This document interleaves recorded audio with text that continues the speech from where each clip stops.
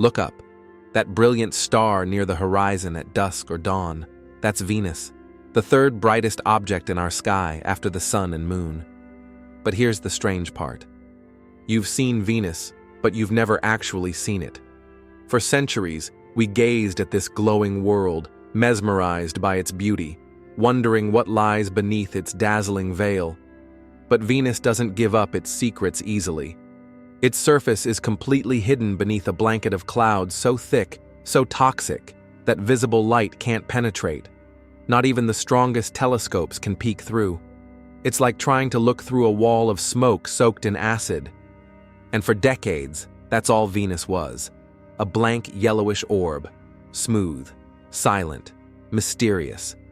So what's really under those clouds? Mountains? Oceans? Alien ruins?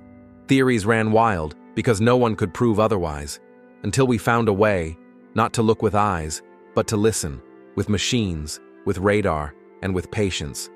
And what we discovered beneath those clouds changed everything.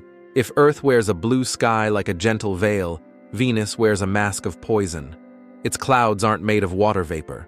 They're a thick soup of carbon dioxide, laced with droplets of sulfuric acid.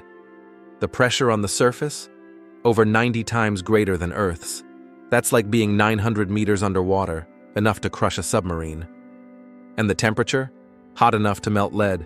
An unending furnace, burning at 465 degrees Celsius, 869 degrees Fahrenheit, day and night, with no real relief. This isn't weather, it's atmospheric warfare. Venus's cloud layers are so dense and reflective that sunlight barely reaches the surface. And whatever does get through never escapes. It's trapped, amplifying the heat, a runaway greenhouse effect turned nightmare. But these clouds don't just trap heat, they erase detail. From Earth, Venus looks like a pale yellow sphere. No surface features, no hints, just a blank, glowing ball. That's why, for decades, we didn't even know what Venus looked like underneath. Was it smooth? Was it rocky? Did it have volcanoes or oceans? We couldn't say, because light had been silenced, and the planet remained cloaked, defiant. To truly see what was hiding, we'd have to use something stronger than sight, something that could pierce the storm. They said it couldn't be done. Venus wasn't just another planet. It was a death sentence for machines, where electronics failed, where pressure crushed steel, and heat melted lenses. But in the 1970s and 80s, the Soviet Union tried anyway. They launched a fleet of probes, Venera. Most failed, some burned up, a few vanished without a trace. But then came Venera 9. In 1975, it did the impossible. It landed. And for 53 precious minutes, it survived. Long enough to do what no probe had ever done before. It sent back a photograph. The first real image ever taken from the surface of another planet. It wasn't pretty.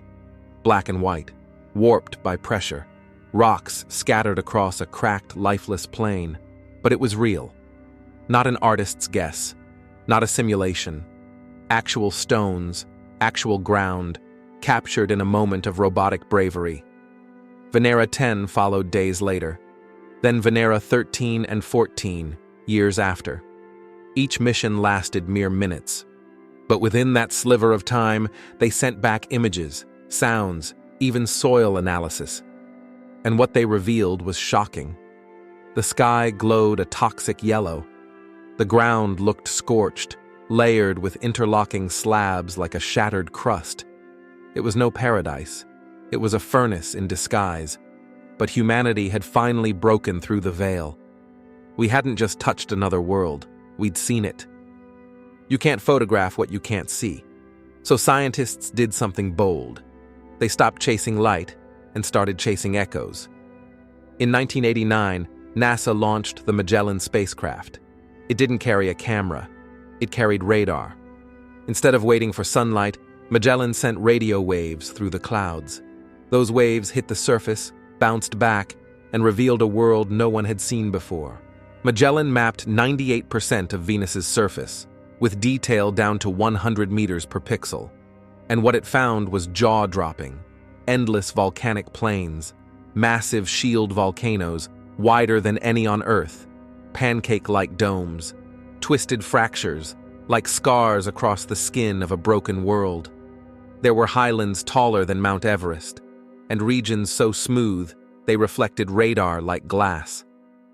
It wasn't just hot, it was wild, chaotic, and strangely young. Based on crater counts, Venus's surface was only 300 to 500 million years old, meaning something erased the past. Some cataclysm resurfaced the entire planet. Magellan's radar didn't just map terrain, it told a story of fire, of pressure, of a world reshaped from the inside. And the best part? We didn't stop there. From Earth, massive radio telescopes joined in, firing radar signals across millions of kilometers, then listening for the faintest whisper in return. Even without setting foot there, we were finally seeing through the storm. We used to think Venus was dead, a scorched planet frozen in silence, geologically still for billions of years. But then, something moved. In 2023, scientists compared two radar images of the same volcano, Mont Mons, taken 8 months apart. And what they found was stunning. The volcanic vent had changed shape, its walls had collapsed, and radar reflections showed signs of fresh lava. Venus wasn't silent, it was breathing. In 2024, even more evidence emerged. Advanced image analysis revealed changes in other regions too, new cracks, deflated domes, and strange shifts in surface texture. Signs of pressure building, of magma rising. This changed everything. If Venus is still volcanically active, then its interior isn't dead. Its mantle is still churning, its core still hot. And if heat is escaping, gases may be as well. Sulfur dioxide, carbon monoxide, maybe even trace chemicals like phosphine, once considered a possible sign of life. That means those clouds aren't just leftovers from ancient eruptions. They could be evolving, fed by volcanoes still rumbling below. This isn't just about geology, it's about rewriting what we know. Because a planet that moves is a planet that changes, and a planet that changes might hold more secrets than we ever imagined. Beneath those clouds, Venus might not just be a relic of the past, it might still be alive. We've come a long way, from blurry radar maps and dying landers to signs of eruptions on a world we once believed was dead. But the real breakthrough? It's still ahead. In the next decade, Venus will no longer be just a mystery in the sky. NASA's VERITAS mission will orbit the planet, scanning every meter for surface changes with radar so precise it can detect movement less than a meter wide. ESA's Envision orbiter will peer deep beneath the crust, searching for signs of tectonic stress, underground magma, and more. And the DAVINCI Plus mission? It won't just orbit, it will descend, dropping a probe directly into Venus's atmosphere.